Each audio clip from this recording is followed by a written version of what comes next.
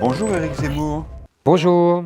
Vous revenez sur la contre-offensive de Jean-Luc Mélenchon après ses propos extrêmement choquants sur les attentats de Toulouse et leur impact sur l'élection présidentielle de 2012. Selon vous, il fait preuve d'un deux poids, deux mesures. Pourquoi?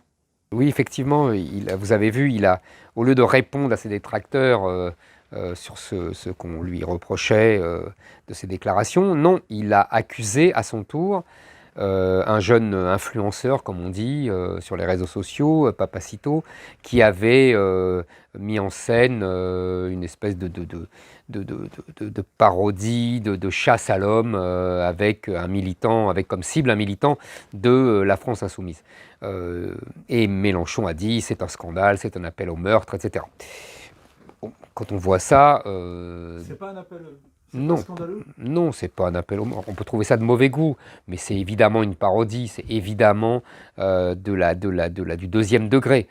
C'est une évidence pour moi, et surtout, quand on voit les réactions précédentes de Jean-Luc Mélenchon, dans des situations un peu similaires, c'est-à-dire quand Raquel Garrido, vous savez, la chroniqueuse télé qui vient de son mouvement, avait repris des déclarations, enfin des slogans, des manifestations de Gilets jaunes disant Louis XVI, on l'a guillotiné, Emmanuel Macron, on peut aussi te guillotiner.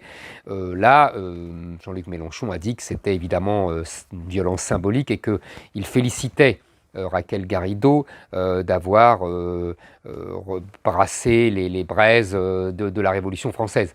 Même chose quand Tarabras, un journaliste qui était candidat d'ailleurs de la France Insoumise à un moment, s'est baladé, a défilé dans les rues avec l'effigie de Marine Le Pen au bout d'une pique. Là aussi, la France Insoumise a dit que c'était de la symbolique révolutionnaire et non pas de l'appel au meurtre, de la violence, ce que ça aurait pu être aussi. On aurait pu exactement accuser la même chose. Donc ça, c'est le premier deux poids et deux mesures. Et puis, plus profondément encore, ce qui m'intéresse là-dedans, c'est que la dérision a changé de camp. En fait, vous trouvez que la gauche a perdu le sens de l'humour? Non, c'est pas qu'elle a perdu le sens de l'humour. Non, non, c'est pas exactement ce que je dis. Elle a perdu le monopole de la dérision. C'est beaucoup plus politique. Avoir le sens de l'humour ou pas, c'est personnel. En revanche, avoir le monopole de la dérision, ça c'est politique. Et depuis le XVIIIe siècle, la gauche a le monopole de la dérision. C'est évidemment le talent de railleur de Voltaire qui donne des coups, qui porte des coups très rudes à l'Église et qui entame la grande déchristianisation du pays. C'est l'assiette au beurre à la fin du XIXe siècle contre les militaires. C'est les dessins contre Louis-Philippe, contre les monarques en général, de Daumier. C'est au XXe siècle ce qu'on a appelé l'esprit canal. Des années 80, la dérision des années 70. Vous vous souvenez, Harakiri, un mort pour le général de Gaulle, balle tragique à Colombey, un mort.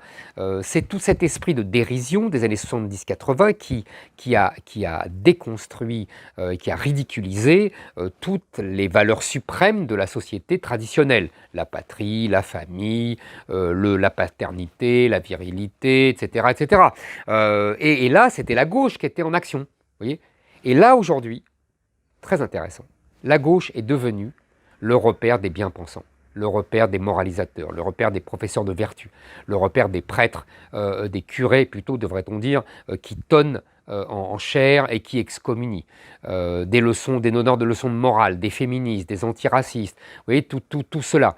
Et ça, la gauche est devenue ça. Et en revanche, en face, contre eux, est montée une nouvelle génération qui s'est inspirée des méthodes de la dérision inventées par la gauche dans les années 70-80 et qui les renvoie comme un boomerang dans la tête des gens de gauche chenus. C'est la chanson de Jacques Brel, quoi, les bourgeois, vous savez, voilà, qui vont se plaindre que des jeunes malotrus les insultes, font exactement ce qu'ils faisaient 20 ans plus tôt.